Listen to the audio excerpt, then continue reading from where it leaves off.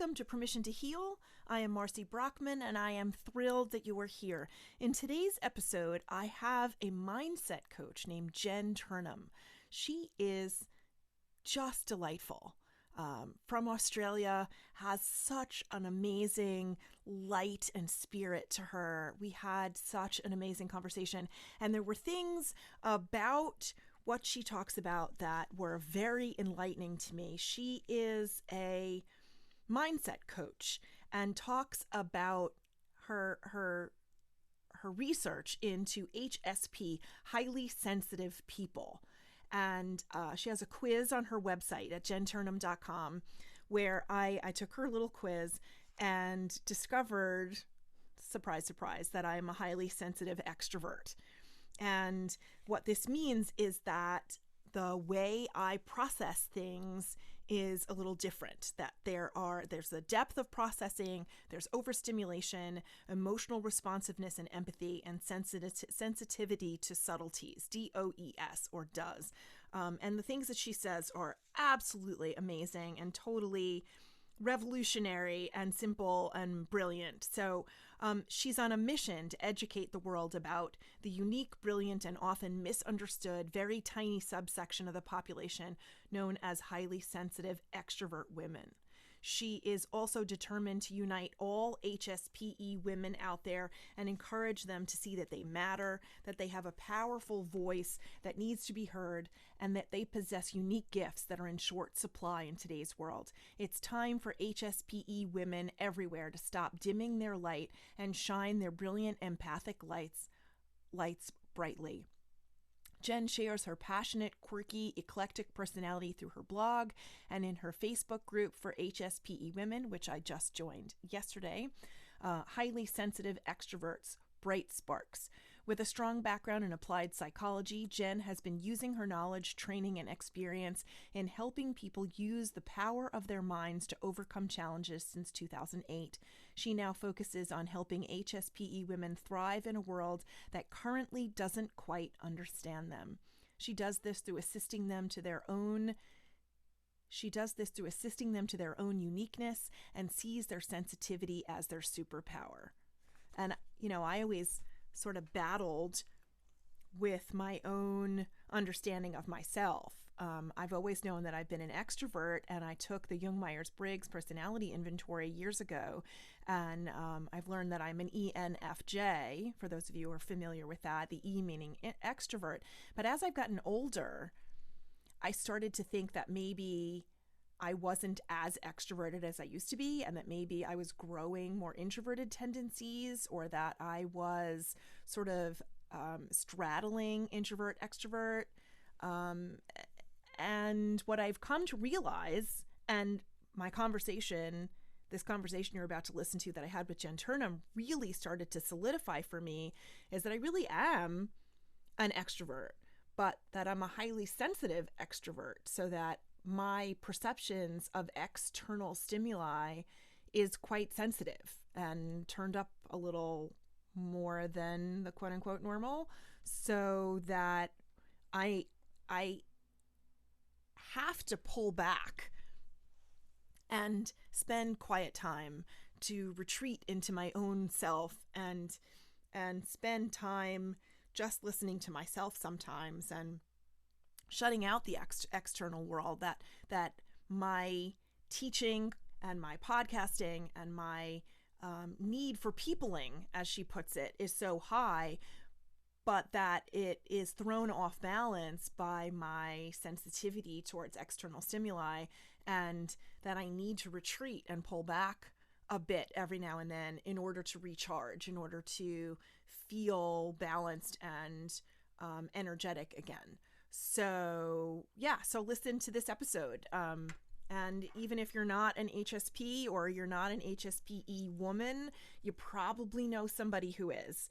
And this will help you understand yourself better and love yourself better, and help you understand and love your HSP-E female friend. Anyway, thanks so much for being here. I am so excited that you are. And here's our conversation. Enjoy. The Permission to Heal podcast is sponsored by Instacart. If you're anything like me, no matter how you try to schedule your life, you're always super busy. And when it comes to doing errands and grocery shopping, we need a little help. Instacart is here to help us get our essentials delivered in as fast as an hour. It is amazing. With Instacart, you can do all your shopping online at your favorite local stores, grocery stores, pharmacies, Target, Costco, Staples, Sephora, Bed Bath & Beyond, 7-Eleven, even some liquor stores. And an Instacart shopper will shop for you. All of my Instacart shoppers have been super helpful in choosing my items. If the store is out of what I've asked for, the shopper will text me pictures of similar items for me to choose from and will change my bill to reflect the changes. Then the shopper delivers my items directly to my door. And you can choose contactless delivery, which helps keep everyone healthy and safe. I rely on Instacart for grocery shopping every week, and sometimes for even my non prescription drugstore items. Instacart is like having a personal assistant help me with my shopping every week. Get your groceries and essentials delivered in as fast as an hour via Instacart.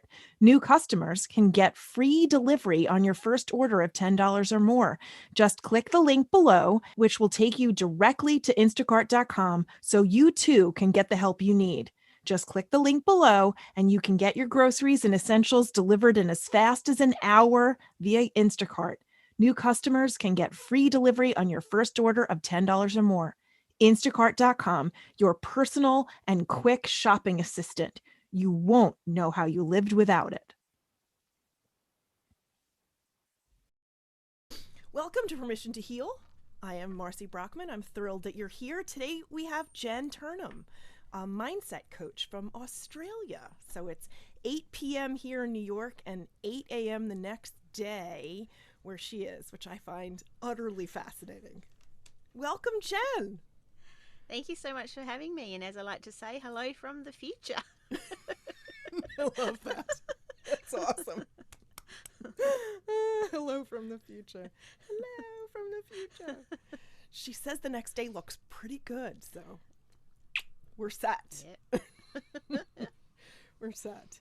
So how are you today? It's Tuesday really morning good. where you are and Monday night where I am. I'm really good, thank you. Yes, I don't think I told you, but at the moment we're travelling around Western Australia in our caravan. So we're experimenting with living on the road. Really? So I obviously work from the caravan, and my fiance, he does, we call it FIFO in Australia. I don't know if many Americans have heard of it, but it's fly in, fly out. So he works on a remote gas plant. And so he's going to continue to fly in and fly out while we're on the road. And I just stay in the caravan park while he does his 2-week stints at work. And then he comes home and we travel on to the next place. So Wow. It's pretty exciting so far. Yeah. How is yeah, that so far, so good. working for you? Really good, yes, because I think, and one of the main reasons it works is his roster is really good. So he's on a 2-2-2-4. So he's on 2 weeks on, 2 weeks off, 2 weeks on, 4 weeks off. So in the 4 weeks off, obviously we can do a lot. Yeah, and I only work part time, so that means I can kind of fit it in around what we're doing. So yeah, so far so good, loving it. Wow. So you're seeing different parts of Western Australia that you've never seen before? Yes, yeah. Some of the places we've been to already. So we're going back to, because before we did this, we used to do a lot of travelling in his time off anyway. But Right. we always had obviously a time limit, because you have to travel out and then Sure. travel back in order for him to go to work. So this is brilliant because we can just keep going. So he just leaves me where we are, goes to work, comes back and meets me, and then we keep going. So we've revisited some of our favourite places, but Nice. we're also at the moment about to go into some new places that we haven't been to before. So yeah, it's wonderful. So are you in like a motorhome or something that you're taking all your stuff with you from place to place? Yes. Yeah, Yep. she's So, nodding for those of you who are not yeah, doing the, so- the video. So it's we call them caravans in Australia. Okay. But I think you guys, it's not an RV or a motorhome where like the cab is built into, like you drive the whole thing everywhere. It's one that you tow. Oh, So okay. you tow behind the car, which means that you can kind of set it up and then you can go and drive elsewhere and go out and do day trips and stuff in the car. So that makes it a little bit easier, because we set up the van and then that becomes our little home, and then we can take little trips around the town and explore and that sort of thing. So yeah, it's Wow. really cool. So do you also maintain a permanent residence somewhere else in Australia, and you're just taking, some subset of your stuff with you as you're traveling? Yes, so we've Yes. got very minimal stuff because we used to travel in a tent, just with the car and the tent. So we became very good at working out, well, what is really necessary Right. and what can you actually live without. So at the moment, we've got a place in just south of Perth in Western Australia, and we've got a house sitter who's staying in there at the moment. So Okay. she stayed with us a few times and looked after Buddy the dog while we've gone to places where he can't come. And so she's become really trustworthy, and so she's just paying $100, very minimal amount, just to look after the place for us, which meant that we could leave all our furniture, and all we Right. did was kind of pack up all our kind of really personal stuff and put it in a locked room in the house, and so she can have the master bedroom and the ensuite and everything like it's her place. So Nice. this is for 7 months while we experiment to see if it works. And then if we Wow. continue on, then we might have to look at what we do with the house. We'll keep You're- it, but it's whether we rent it out or Sure. Wow. That's very brave of you. there were a few nerves when we first did it, but it's always been a dream of mine to live on the road and just be able to kind of go and say, oh, this place is great, let's stop here. Sure. And then stay for a while, or if you don't really like it, you just stay overnight. Like, it's just always been something I've really wanted to do. And even though we have to plan it a little bit more because I need internet for my business, Right. and we have to be in a relatively safe place with all the conveniences while Warren goes and does his 2 week stint at work, it's a little bit more planning than what my dream entailed, but Right. it's still pretty close. That's very cool. It's cool that you're able to manage that and still keep your jobs and your businesses and so on going. I like Yeah, that. and I think that's the advantage, is because a lot of people in Australia do this when they've retired. Sure. So we're doing it a little bit earlier than that, and I think keeping the business and his work going enables us to, like, the money just keeps coming in, I suppose, which is usually the Sure. biggest challenge when you Of do course. something like Financial this, is how do you stability pay is for everything. it? Yeah. Yeah. My husband has this dream about getting an RV and doing that around the United States. Of course, by the time we're retired and we can actually do that, I'm not sure we're going to have the energy. So we'll see. We'll see. We'll see. Okay, so I usually begin the interviews with the 6 quick questions. Gives the audience, the listeners, and us a little chance to get to know each other better. So, are you ready? I'm ready. Okay. Whew. Okay. What 6 words would you use to describe yourself? Okay, I'd say quirky, unique, passionate, compassionate, empathetic, and resilient. Excellent. I might use those same 6 words for myself. Nice. Good. What's your Thank favorite you. way to spend a day? Well, we're kind of doing it most days at the moment, which is pretty I was cool. thinking that as I was So- asking the question. So I love being in nature, and that's a really big HSP thing as well. We're very connected to nature. So walking along the beach, sitting on the beach, reading, swimming, beach or river. So it doesn't matter, as long as there's water that I can swim in, particularly if it gets hot. I need to swim in order to cool down. But yeah, so that's my favourite things to do, and that's one of the reasons why I'm loving this trip so much, because I get to do that more often than I would if I was at home. Sure, sure. So, forgive my naivete here, but we're in the midst of summer in North America. So does that mean that Australia is in the middle of winter, or no? Yes, Yes, it is, and because that you're is the another southern reason. hemisphere. Yes, and that's another reason why we wanted to do this, is because neither of us really like winter. So you can see I'm for those who are not watching the Yeah, video, you're in I'm in a a tank tank top. top, a summer top. The sun's shining. It's going to be, I think, 28 or 29 today, and that's because we've come so much further north in Australia. So we're starting to move into kind of more tropical climate, and that's okay. exactly one of the reasons why we did the trip, is so that we didn't have to put up with winter in Perth. But yes, it's technically winter here right now. It just I doesn't understand. feel like it. I understand. There's a musician named Amanda Palmer that I follow on the internet. She's quirky and weird to the nth degree, and I adore her. And she's the beginning of the quarantine a year and a half ago. She got stuck in New Zealand with her son. She was doing a musical tour, and then the shutdown happened globally, and she was stuck in New Zealand and couldn't leave. And so she's been on her Instagram and her Patreon feed, she's been telling us all about what it's been like to raise her kid, because he's starting public school in New Zealand. And so she's got pictures. She's married to Neil Gaiman, the author. And so there's pictures of the three of them bundled in winter coats yesterday. And I was confused for a second until I realized Southern Hemisphere, different season. Yeah. And I suppose if you were going to get stuck somewhere, New Zealand isn't such a bad place to get stuck. It's so like a beautiful. wonderland. It's Yeah, gorgeous. exactly. Yeah. And it's probably virtually amazing. COVID free. Yes, exactly, like us here in Australia. Yeah. Yeah. And I imagine it's a wonderful experience for her son as well, to kind of experience all those new things and different way of life. And Exactly. yeah, It's going to be sort of, he's 4, I think. So it's going to be like a rude awakening going back to New York or London. I don't know. Anyway, enough about them. What's your favorite childhood memory? Well, interestingly, given what I'm doing now, it was camping. So my mum and dad. Jen, there you go. Funny that. So camping with my mum and dad, and they had a very simple setup.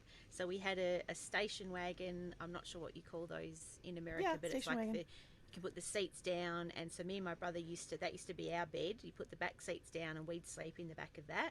And mum and dad had a rooftop tent that would come off the top of the car, and then that's where they would sleep. And it was by the beach, and yeah, there was one particular place where we used to go quite regularly, and yeah, that's some of my best memories are just doing the camping and exploring. That's cool. I like that. Oh, I'm hearing some wind. Is that on your end? It might be a car. Sorry, there's one of the neighbours. It sounds like they're moving out of the caravan. Oh, okay. As long as I know what it is, we're good. It's all fine. Let's get to number 4. What's your favorite meal?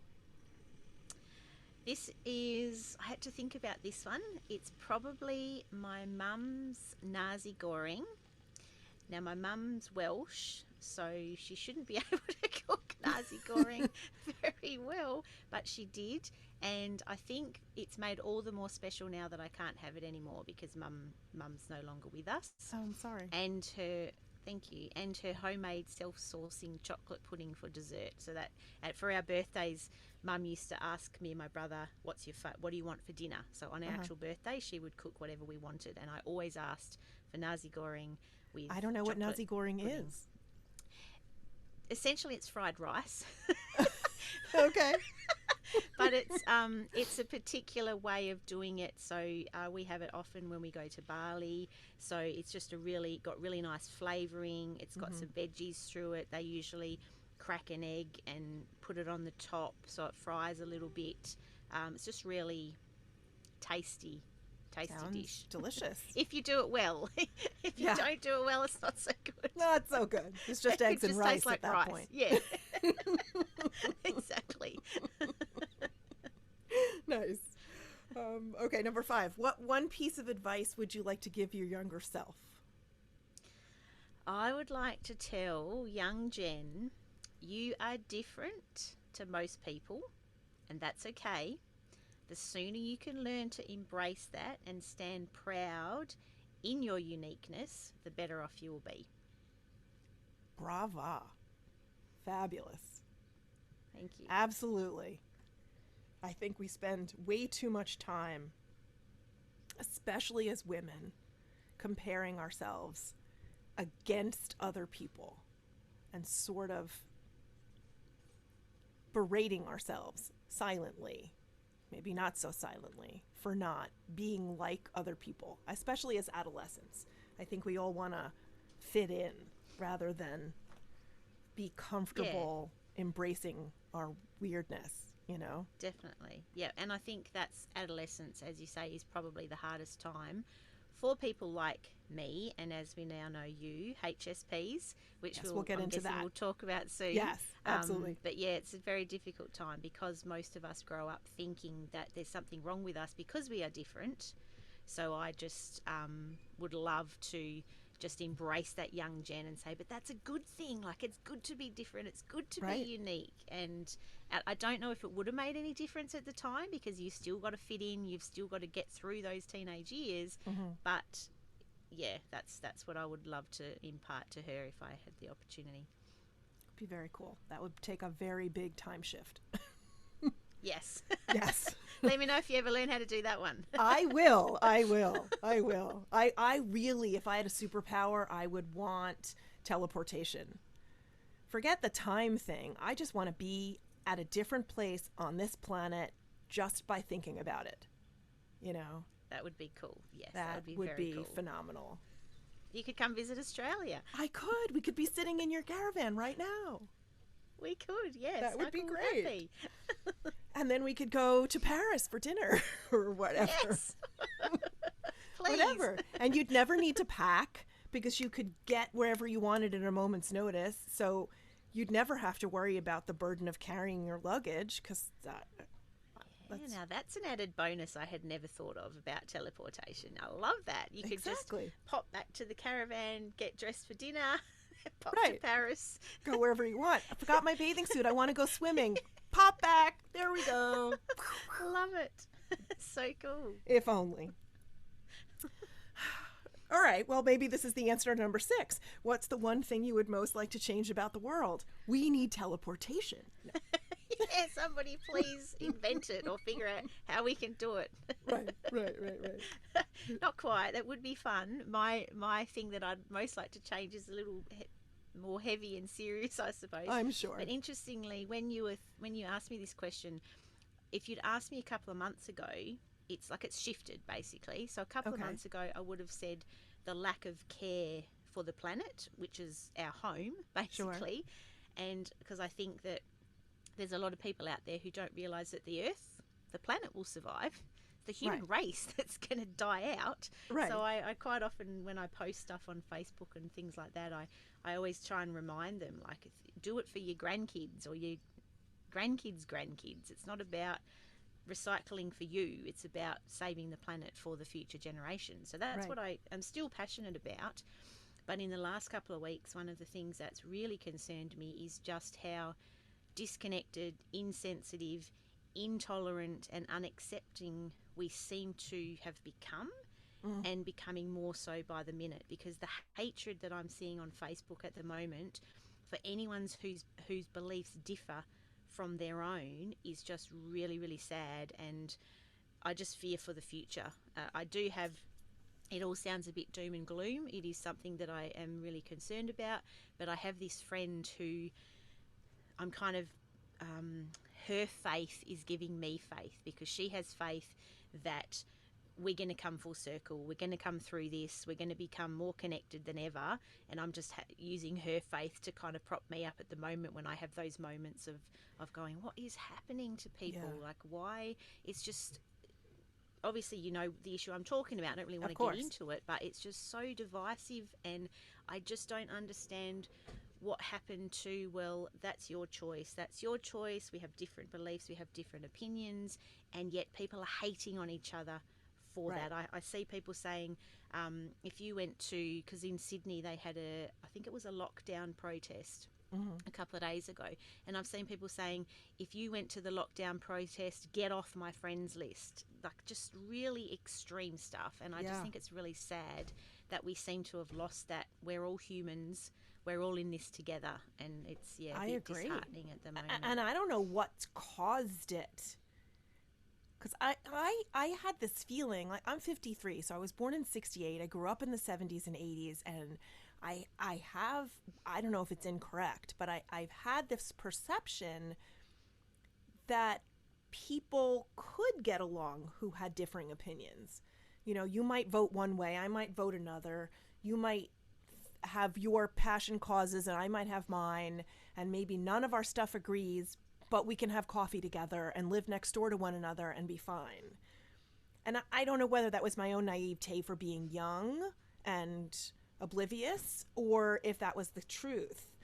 But it seems that in the last, 10 years-ish, I don't think it's been longer, somehow, like you said, we're more divisive than we've ever been before.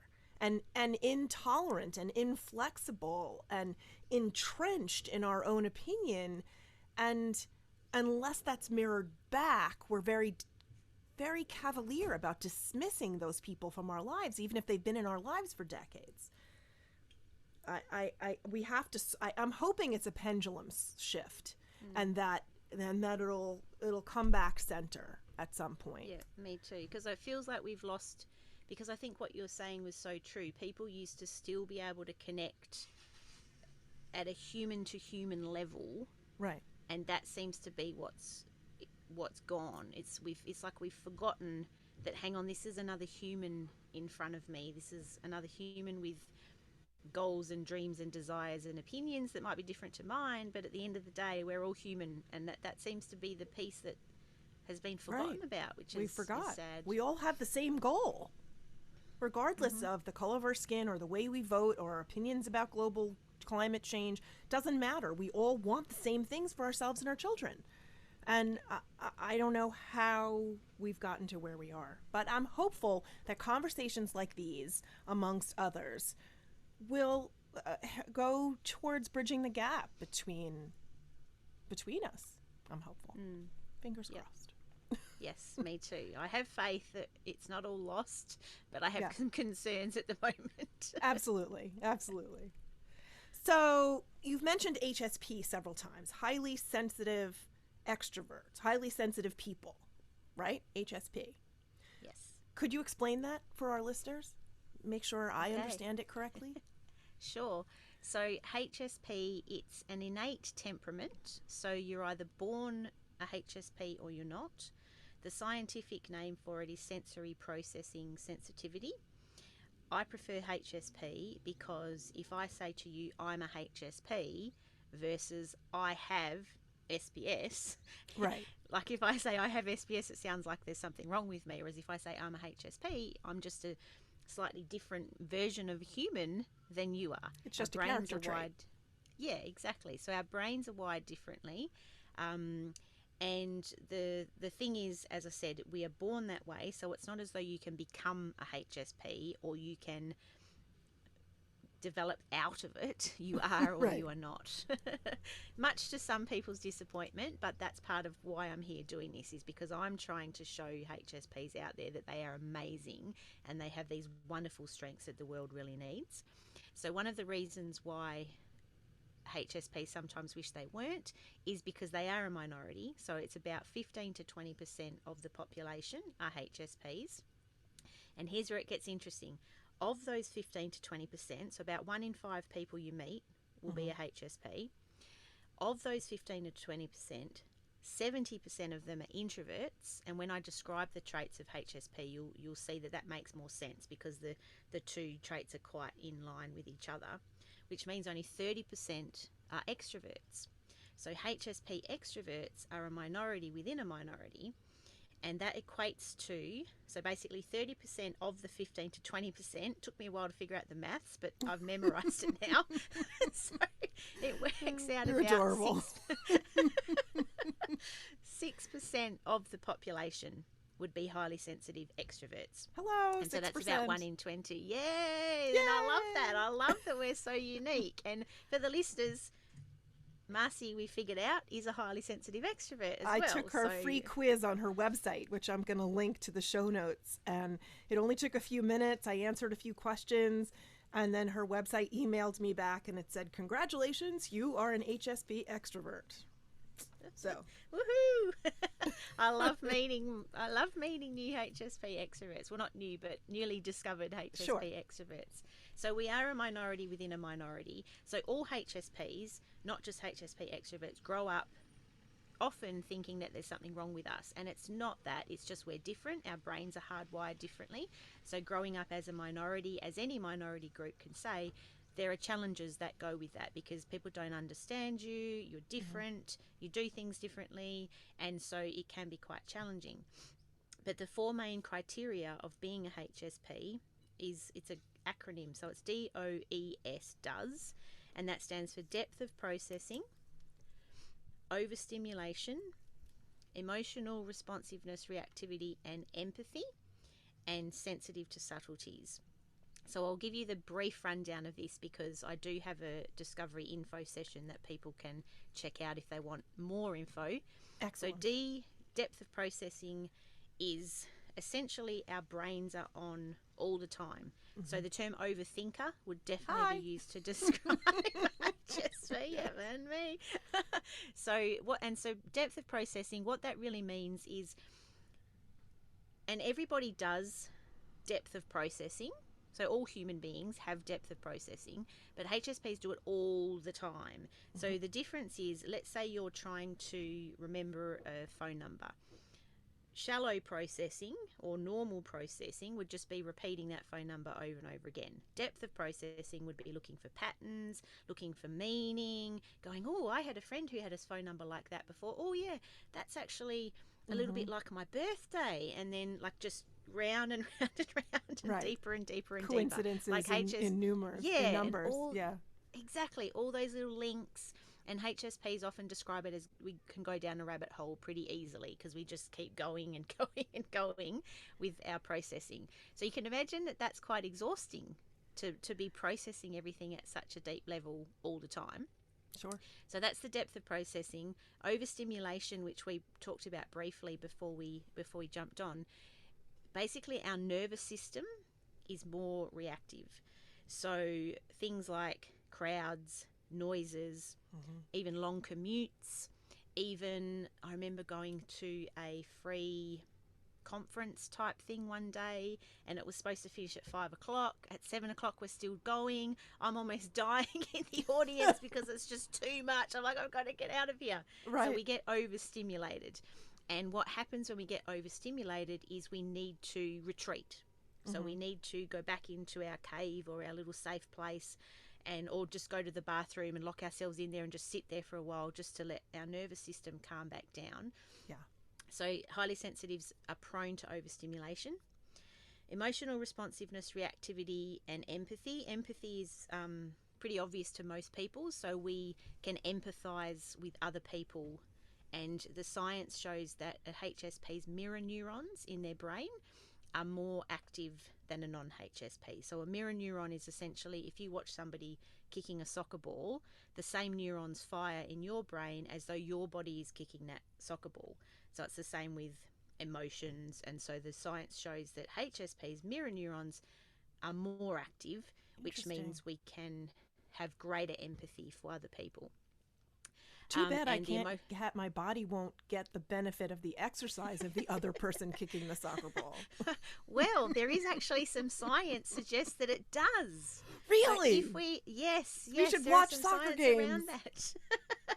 So they say that whole visualization process is very powerful in terms of building up like muscle memory and all of that sort of stuff. I imagine that it probably has to go hand in hand with actually kicking a soccer ball as well. I don't know if you can become a brilliant soccer player just by visualizing kicking a ball. But it does add to the skill, and it does increase people's abilities. So that's really interesting side note there. Certainly.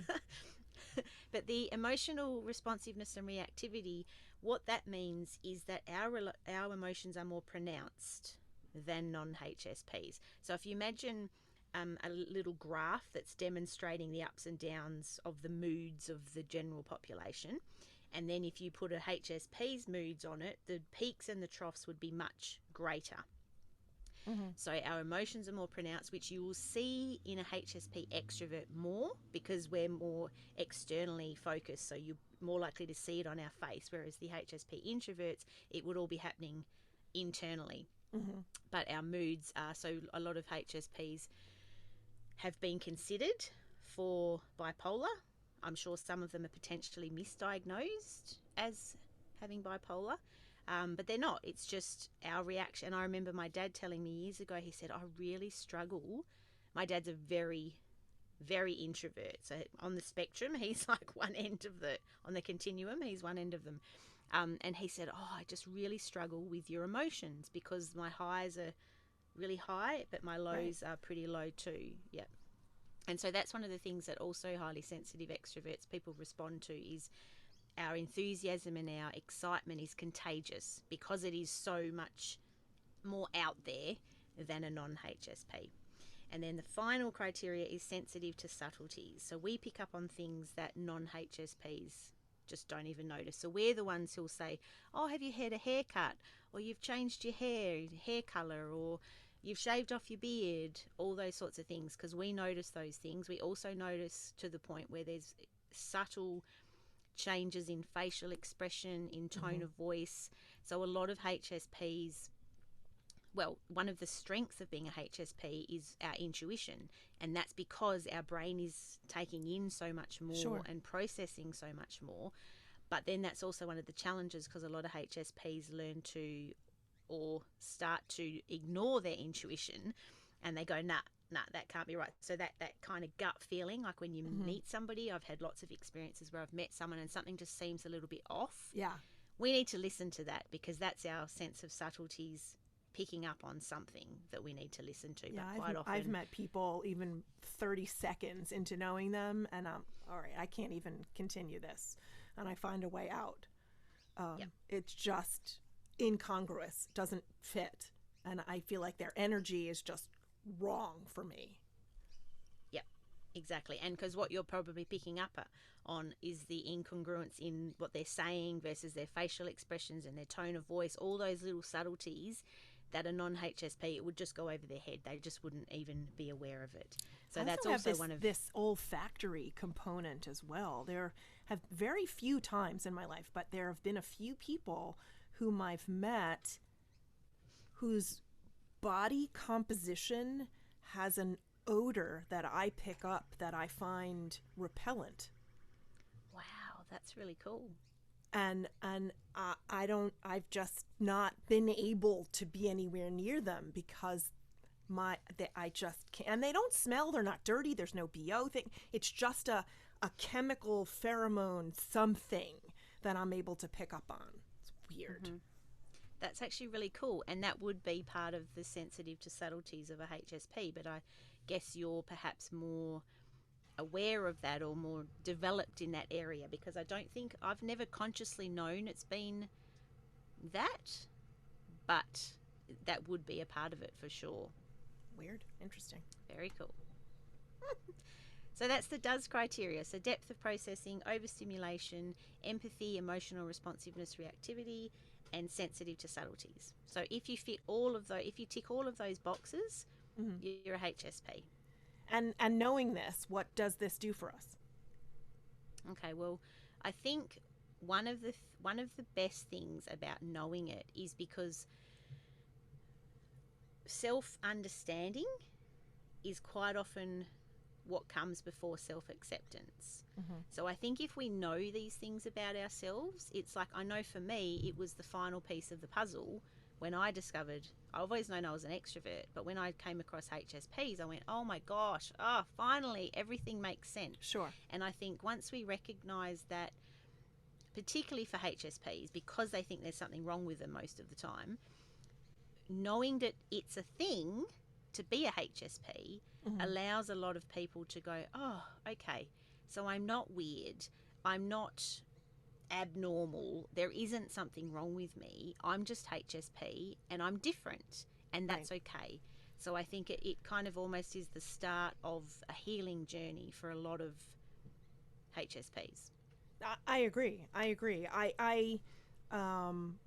I was telling you before, I've taken the Young Myers-Briggs personality inventory many times, and I always come out with an ENFJ, and the E is extrovert, And then as I've aged, you start ruminating, thinking about things over and over and over again. And I was sort of having trouble reconciling the extrovert because I have these tendencies where I feel overwhelmed and I have to be by myself, or I'm really looking forward to going to this party and then I get there and a little while later I either have to leave or hide in the kitchen or something, or leave if I can't, if it's not at my house, or like if I'm out at a place, like you said, a convention or a public celebration of some sort, and I get to the point where it feels like there's too much emotion, there's too many things, too much noise, too much stimulation. And I started to think that maybe that meant that I really wasn't as extroverted as I thought. I don't know. I was just trying to make sense out of it myself. And then I came across your research and I thought, now this makes sense. Yes, exactly. And what you describe is so common for HSP extroverts, because the way I like to describe HSP extroverts is we are walking contradictions.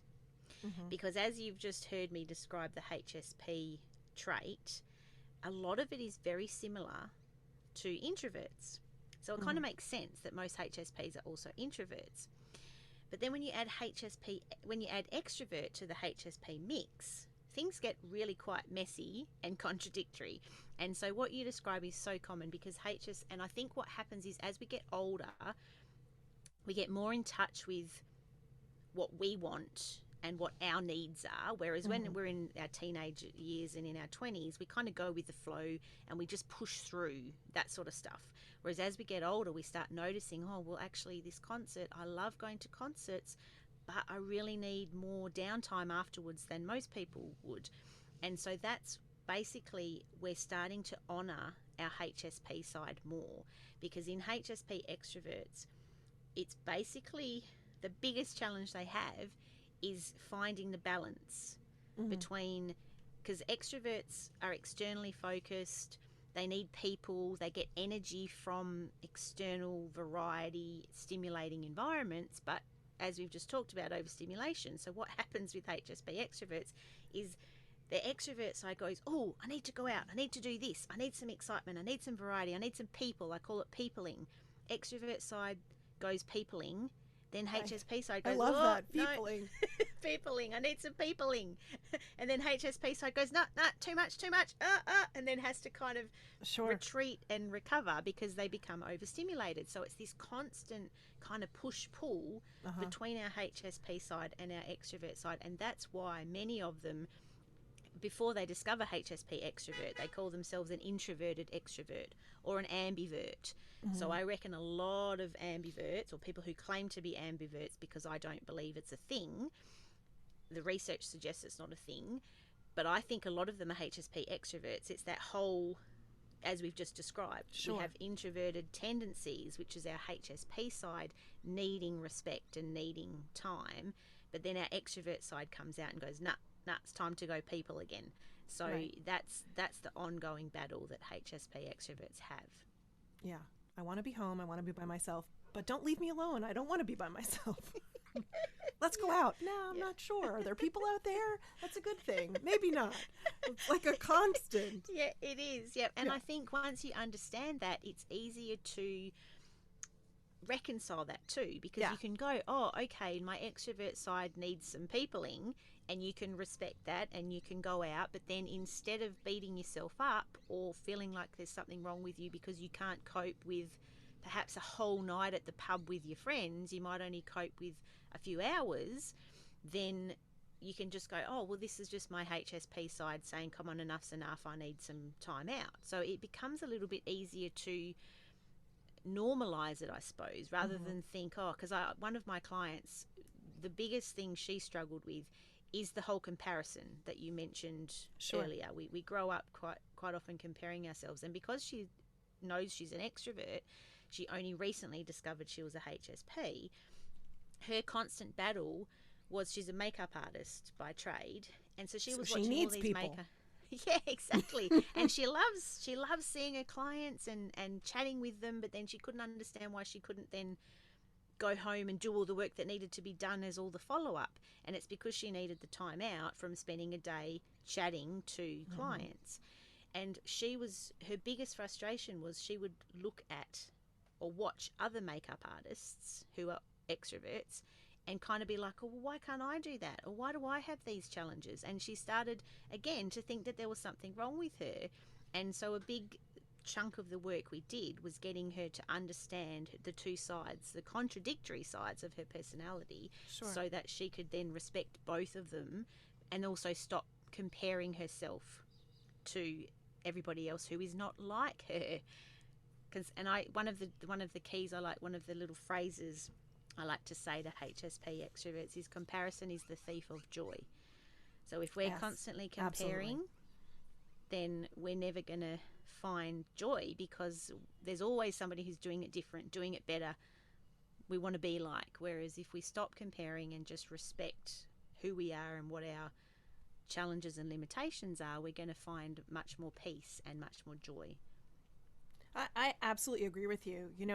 I'm been working at entrepreneurship for quite a few years now, trying to start an art business and get the podcast going. And I wrote a couple of books, and I have a course that's out there. I'm just trying to build a community, and I hear, consistency will get you there over time, right?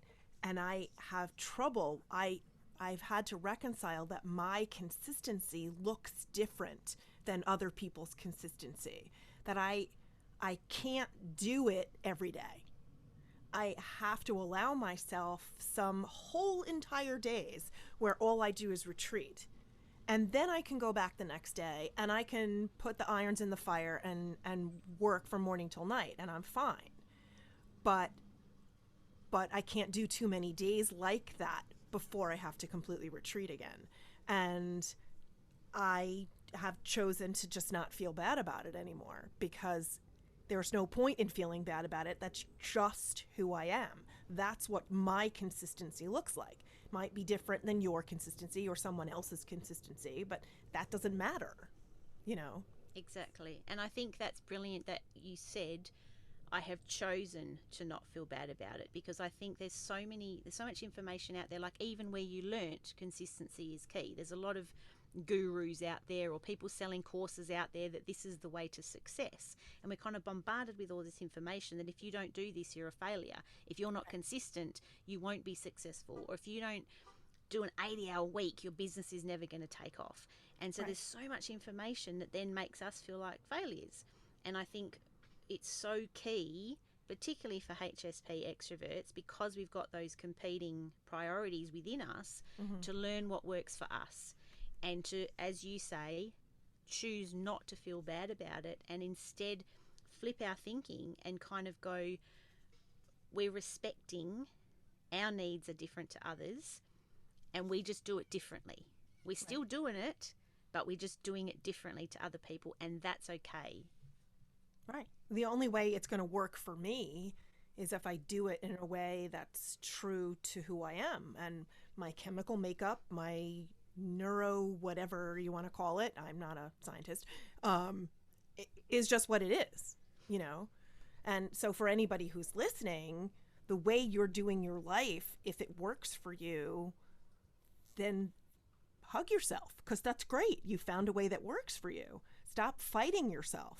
Exactly. And I guarantee you, if you push and you do, like what you were saying, consistency, if I push myself to do this every single day and I don't respect my need for downtime and my need to recover, I guarantee you, you're going to end up burnt out. Sure. And then you can't do it anymore. It's not about wanting or not wanting, it's you physically can't, because you've burnt yourself out. So that's also what I like to highlight to my clients and anybody listening to this, is if you don't learn to respect and choose what works for you, you're going to end up not being able to do anything, because your body will just kind of go into burnout, emotional crisis, and it will just shut down, and then you're pretty much left with weeks and months of recovery, during which time you're not going to be able to do much at all. So that's kind of the alternative that I like to highlight, because you don't want that. You want to just be consistent for you. What works for you, as you say, is the key.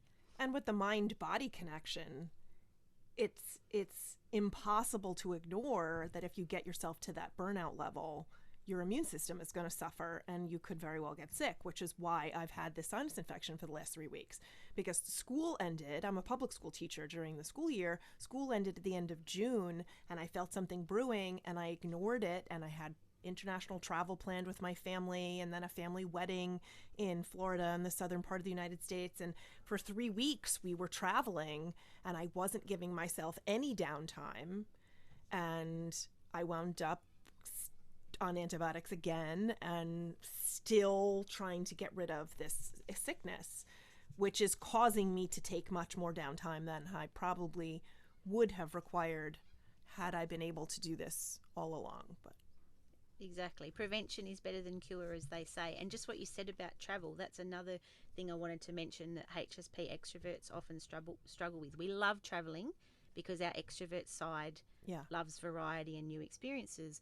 But what do we often struggle with? Because our HSP side is very caring and very others focused, we worry too much about saying no or taking a break because we don't want to disappoint the people that we're with. Mm-hmm. So one of the big lessons for HSP extroverts is learning to take that time out, as you say, as you're doing it rather than when it's too late. So it's okay to say, I can't do that now. I need to go to bed for the afternoon and read a book, or just lays by the pool. And in fact, one of my really good friends, her relationship just broke broke up because he couldn't respect her needs. So in the beginning, because she's HSP, but she's also got a chronic illness. So, and so do I, so I can relate to this. But basically, she, in the honeymoon phase, obviously everybody's excited and they want to see each other all the time and they're going out doing all these things. But then as you settle into the relationship, she started to then become more aware of her body's physical limitations. And so she started to say, no, I can't do that, or I can't do that. And then he essentially was very needy, obviously, because he couldn't cope with that. He couldn't cope with her saying, no, I won't come to Bunnings with you. You just head down the hardware store yourself. So and the relationship ended up breaking up. And she said to me when I spoke to her last time, she said, Jen, like, how does it work with you and Warren, my fiance? Because I have a chronic illness as well, and I'm a HSP, so I need a lot more downtime.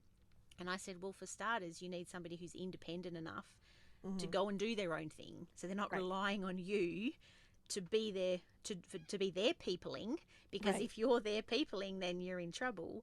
But it is just about respecting that if you don't take breaks now, the consequences are going to be worse. And it's about honouring that as a HSP, because other people don't know what's happening within you, so you can't rely on them to say go take a break. You need to stand up for your own needs and say, I need to take a break. And as you say, if you'd done that on your trip a little bit more, you probably would have not got sick. And but then it's also that internal battle, because our extrovert side gets all excited and wants to go out to dinner and do all the social things, and so it is really a constant battle. It's that constant we have. Battle.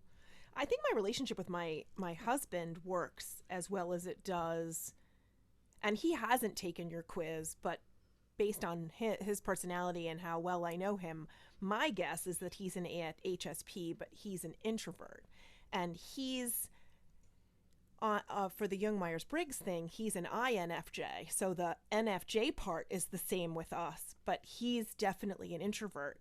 And so I think that makes us highly compatible, because he's just as sensitive, I think, but needs his alone time and needs downtime and doesn't need the amount of peopling I need. So if we're going to go out and people, it's going to be because of me most of the time. And then whenever we want to leave or not do anything, it's totally fine with him. So it works out well. I think for HSP extroverts, I think if you tried to be with somebody who is just an extrovert without the HSP, that would probably be the most challenging. Whereas if you're HSP extroverts, if you're with another HSP who's an introvert, or an extrovert, any other HSP, I think you could potentially make it work. There are obviously other Sure. things like values lining up and things like that. But if we're just talking personality, but even just introverts, because Warren is an introvert, he's not a HSP. So he does struggle a little bit with understanding my sensitivity, but he respects it. And he respects when I explain things to him. But because he's an introvert, similar to what you're saying, like if I've had enough at a party, he's more than happy to head home as well. Whereas if you're with an extrovert, no HSP involved. Yeah, exactly. That would be a constant battle between you and them, as well as the internal battle you've got going on. So, that's and just in too fact, their extroversion would potentially drag you along because your extrovert side would get caught up with the excitement, and you're probably going to end up more burnt out quicker if you're not strong enough to respect that kind of HSP side of you. So respect your HSP. Yes, that's key. It's our superpower, right? It is, yes. Excellent. So you have a free HSP info session available on your website? Yes. So I'll give you the link in the show notes. JennTurnham.com. Yeah, so that'll all be in the show notes. And you have a Facebook group, yes? For HSP-E Women? Yes. Yep. So the info session is kind of more detail about what we've just gone through. So more detail about the DOES criteria, the differences between introverts and extroverts, the strengths of HSP extroverts, and the main challenges of HSP extroverts, and some tips to overcome. So that's all in the info session, which is free, and it's kind of on demand. You don't have to book a webinar time and then wait for that webinar time. Okay. Just sign up whenever and you they can want. watch it. Yeah. And my free group have got almost 700 HSP extrovert women in there. Wow. And they're an amazing bunch of women. And one of the things that I've learned through doing this work is one of the best things a HSP extrovert woman can do is hang out with other HSP extrovert women, because I get so much feedback from the ladies that I finally find a place where I feel like I belong. People understand me. I don't have to explain myself because we're different. And so a lot of us go through our lives feeling we have to explain ourselves, and they just love that there's that sense of community and sense of just acceptance because we're all on the same page. So if you are listening to this and you think you might be HSP extrovert, I'd love to have you join the group. Awesome. Excellent. So I'll put the links to all of that down below. So if you're listening to this or you're watching it on YouTube, just scroll down and all the links will be there. Excellent. Well, this has been lovely, Jen. This has just been such a nice conversation, and thank you for the glimpse into Tuesday. Thank you for having me. It's always a pleasure to be on somebody else's podcast, but particularly if they're a HSP extrovert, then I always have so much fun. So thank you for having me. Thank you very much. You're welcome. It's been lovely. Hi, I'm Marcy Brockman. Many of you know me. I am a podcaster, author, quirky artist, and I've been a high school English teacher for more than 25 years. I have been through a lot of stuff. Emotional abuse, my mother's mental illnesses and her opiate addiction, divorce as a child and as a parent, co-parenting after divorce, dating in my 20s and the very different animal of dating in my 40s, illnesses, finding love again, remarriage, step-parenting, blending families, you name it. I figured some stuff out by doing the hard work on myself, by doing extensive research, and through 30 years of therapy. And I'm here to answer your questions, to help you on your own healing journey. And you can follow along on these special Ask Me Anything episodes on my Permission to Heal podcast. Ask me anything you want, and I'll do my best to help. Just DM me your questions on Instagram at MarcyBrockman27. Thank you for joining me for this episode of Permission to Heal. I hope you found it moving and inspirational. Please remember, you don't need anyone else's permission to trust and follow your heart. You have the power within you. Subscribe to Permission to Heal so you don't miss any new episodes, and please share this with your friends.